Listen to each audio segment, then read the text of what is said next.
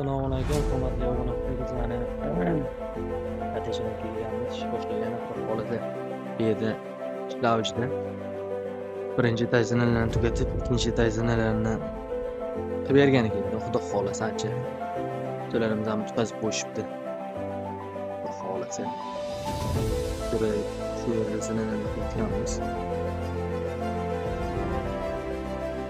Zinalarimiz ham mashq ko'rinishda bo'ladi.